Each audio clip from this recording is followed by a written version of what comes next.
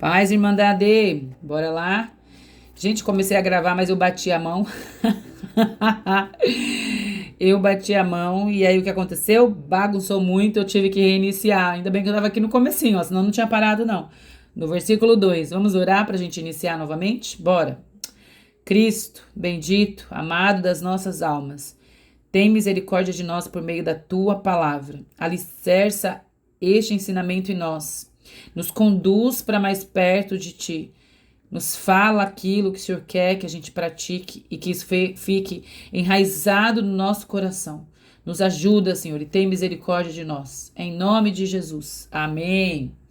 Bora lá, gente. Nós estamos aqui já no capítulo 2 de Marcos. Parece que a gente começou ontem e já tá no 2 de Marcos, hein? Essa história que tá aqui do 1 ao 12 de Marcos, nós já vimos ela em Mateus.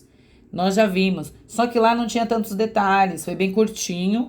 E aí eu deixei pra gente falar quando chegasse, quando tivesse mais elementos, e aqui tem. Então nós vamos lendo e à medida que a gente for lendo já vamos grifando. Eu deixei riscadinho assim pra ficar mais fácil pra gente ir grifando junto. E aí como eu bati a mãozinha, né? Vamos lá então. É porque às vezes eu tento ler por cima da câmera e às vezes eu tento ler por baixo. Porque aí, ó, tá vendo? O aparelhinho que prende ela aqui, aí às vezes acaba ficando um pouquinho ruim. Deixa eu subir um pouco assim, que eu acho que aí vai melhorar, né, pra todo mundo. Vamos ver. Talvez fique um pouquinho menor, mas vocês acompanhem aí na Bíblia de vocês, acho que agora sim. Ah, era isso, hein, gente? Bora lá então? Então, Jesus cura um paralítico poucos dias depois. Tendo Jesus entrado novamente em Cafarnaum, ouviu-se falar que ele estava em casa. Então, Jesus, e a gente vê em casa, né? Grifa casa. Então, muitos grifa aí, reuniram-se ali. Ali onde? Na casa. De forma que não havia lugar nem à porta. Não tinha lugar nem junto à porta. Grifa aí. E Jesus lhes pregava a palavra. Então Jesus estava pregando e não tinha lugar nem na porta ali, ó, nem junto à porta. Alguns homens, então homens, grifa aí, vieram até Jesus. Homens vieram até Jesus, trazendo um paralítico. Então eles carregado por 4 pessoas, né? Deu para entender? Não podendo levá-lo até Jesus por causa da multidão, então a multidão estava atrapalhando. Vamos grifar tudo aqui, ó. Até Jesus por causa da multidão, removeram parte da cobertura do lugar, ó, do telhado, hein? Onde Jesus estava. E pela abertura no teto, baixaram a maca, que era onde eles estavam levando o paralítico. Ele estava deitado nesta maca, em que o paralítico estava deitado. Vendo a fé que eles tinham, Jesus disse ao paralítico, ó, vendo a fé que eles tinham, Jesus disse ao paralítico: filho, os seus pecados, então seus pecados estão perdoados, grifa aí.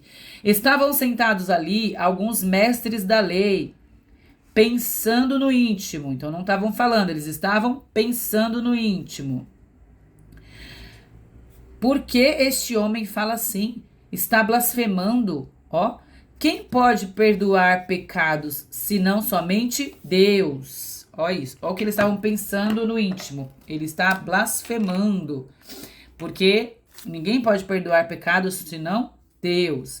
No 8, naquele momento, como Jesus sabia em seu espírito, ó, Jesus sabia em seu espírito o que eles estavam pensando, aqui, pensando, disse-lhes, e aí vem Jesus e disse, subir um pouquinho aqui, porque, deixa eu ver como é que tá em cima, tá bom, porque pensam essas coisas, ó, Jesus sabendo o que eles estavam pensando antes de falar, Jesus disse para eles, por que pensam essas coisas no coração de vocês? O que é mais fácil, dizer ao paralítico, os seus pecados estão perdoados, ou dizer, levante-se, pegue a sua maca e ande? Mas para que vocês saibam que o Filho do Homem, grifa aí, tem na terra autoridade ou poder, né, para perdoar pecados, disse então ao paralítico, eu digo a você, levante-se, pegue a sua maca e vá para casa. Ele se levantou, ó, pegou imediatamente a maca e saiu à vista de todos. A gente grifou quase tudo, né? Com isso, todos ficaram admirados e glorificavam a Deus, dizendo: nunca vimos nada igual. Eu mudei de cor aqui, é outro verde, porque o meu verde estava falhando. Gente, que coisa interessante, né? Nós vimos aqui no versículo 2, aqui. Nós vimos aqui no versículo 2, aqui, que muitas pessoas estavam ali. Tinha muita gente, ó. Muitas pessoas estavam ali. Então não tinha lugar nem junto à porta. Não dava para passar, tá? Não era possível. No 3, nós vemos que os homens, eles estavam levando esse paralítico até Jesus. Só que até aqui não tinha, tinha primeiro muita gente, a porta não dava para passar.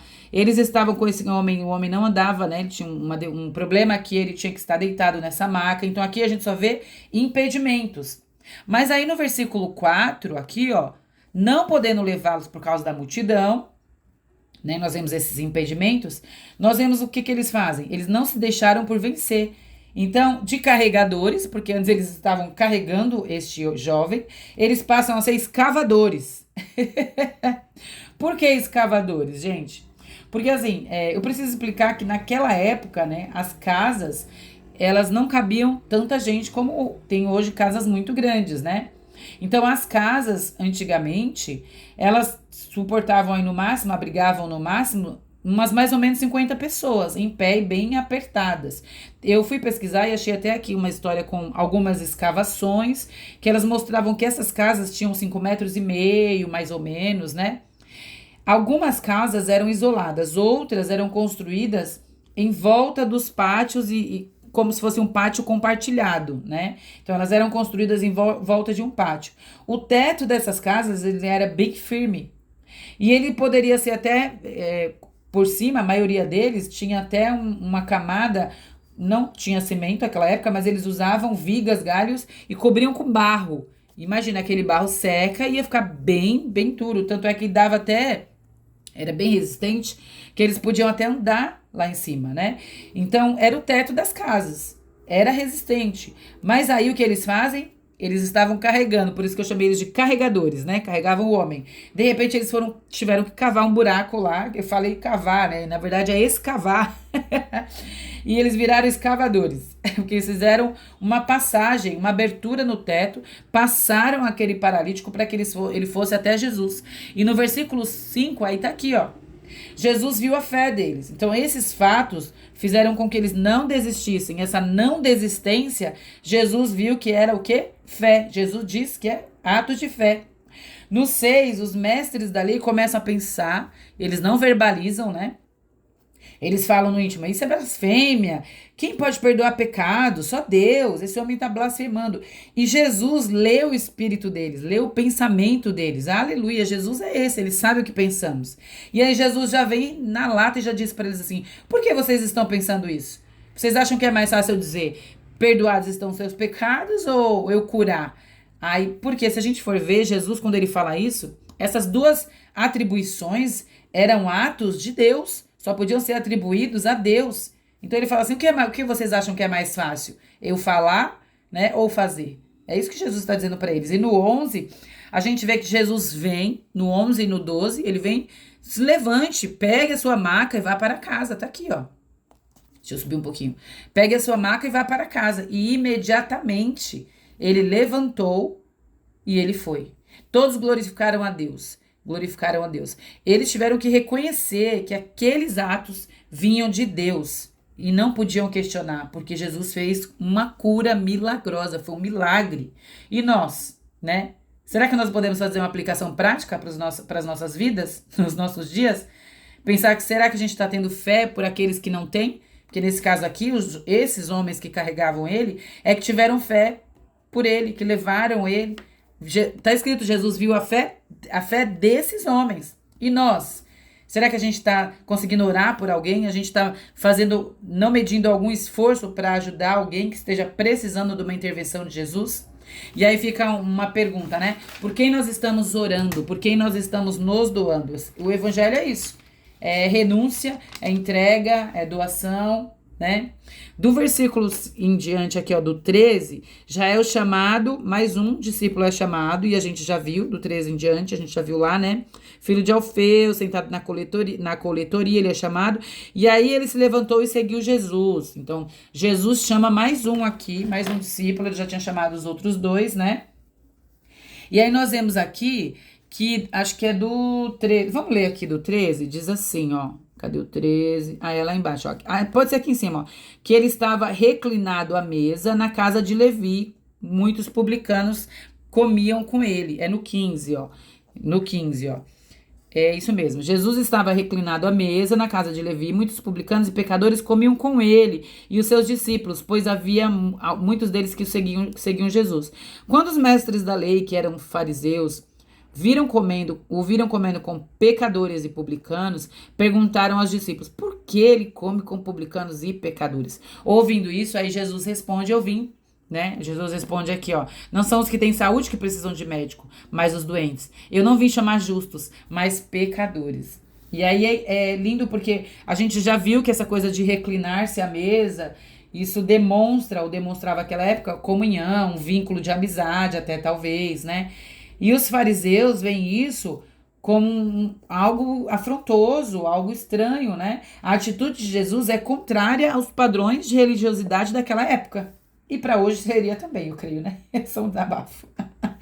Do 18 ao 22, quando Jesus fala sobre o jejum, ele também propõe um modo novo de religiosidade. Ele vem quebrando esses paradigmas, né? Do 23 ao 28, vamos ler, eu acho que dá 23 ao 28, aqui embaixo, ó. Aqui. Do 23 ao 28, nós vamos ler, porque os fariseus, eles vêm perguntando algo que era proibido, aquela coisa do sábado, a gente já falou, mas vamos lá. E aconteceu que, certo sábado, então Marcos quer deixar bem enfatizado que dia que era, por conta do que vai acontecer aqui. Certo sábado, Jesus estava passando pelas lavouras de cereal enquanto caminhavam os seus discípulos. E aí eles começaram a colher espigas. Os fariseus lhe perguntaram: veja bem, por que eles estão fazendo o que não é permitido grifar aí no sábado? E ele respondeu: vocês nunca leram o que fez Davi quando ele e seus companheiros estavam necessitados e com fome? Grifa aí. Nos dias do sumo sacerdote Abiatar, ele entrou na casa de Deus e comeu os pães da presença, o que era permitido apenas ao sacerdote, e os deu também aos seus companheiros. E aí acrescentou lá em cima, ainda no finalzinho, ó. E acrescentou: o sábado foi feito por causa do homem, não o homem por causa do sábado. Ó, vamos grifar isso. O sábado foi feito por causa do homem, não o homem por causa do sábado, né? O jeito de Jesus de interpretar a lei. Assim, pois, o Filho do Homem é Senhor do sábado. E aí ele termina falando isso: o Filho do Homem é Senhor do sábado. Nós sabemos que eles estavam fazendo algo que era proibido, porque o sábado era dedicado ao Senhor, era o dia do descanso e da adoração, né? O sistema religioso, ele pensava mais em cumprir as regras. Nós vimos isso em Mateus. E aqui não é diferente, né? Eles estão pensando nas regras. E Jesus propõe para eles que eles interpretem a Bíblia, não que eles descumpram a Bíblia, mas que interpretem. E nesse caso ele diz assim, ó, a necessidade da fome era mais importante para Jesus do que aquela regra básica, né? Por meio de Davi, Jesus demonstra que ele está defendendo os seus discípulos. Ele mostrou a necessidade de Davi, que ele tinha de trazer os pães para os seus companheiros, e aí ele conclui dizendo isso, né? Que o sábado é que foi feito para as pessoas, né? Para o homem. Quando tem essa expressão que ele coloca aqui, ó, filho do homem, tá lá em Daniel 7, do 13 ao 14. Deixa eu ver aqui, Daniel... Ah, não, já tá no tempo, senão eu ia ler com vocês. Depois procurem lá, Daniel... Pode ler, gente, Daniel 7, do 13 ao 14. É maravilhoso. Faz referência a Jesus, esse Jesus em glória que vai surgir, que a gente vai ler lá no finalzinho. É aqui quando Jesus cita Filho do Homem, é disso que ele está falando. E para nós, como é que fica a nossa aplicação para nossa vida? A essa aplicação prática, né? Fica um desejo, fica uma necessidade de que a gente conheça Jesus a ponto de entender que Ele é Senhor de todas as coisas, né? O Todo-Poderoso, ele não faz acepção de pessoas. Nós vimos isso quando ele curou o leproso lá, se queres, né? E aqui ele continua fazendo seus milagres. E é assim que nós possamos também adorá-lo amando pessoas. E pessoas muitas vezes até esquecidas. Então que a gente possa fazer isso. Adorar ao Senhor com todo o nosso coração, rompendo também a bolha da religiosidade, interpretando a Bíblia em favor dos menos favorecidos e amando Jesus para que a gente possa aprender dele e segui-lo, imitando seus atos, em prol do reino e dos outros. Oh, louvado seja. Em nome de Jesus. Amém.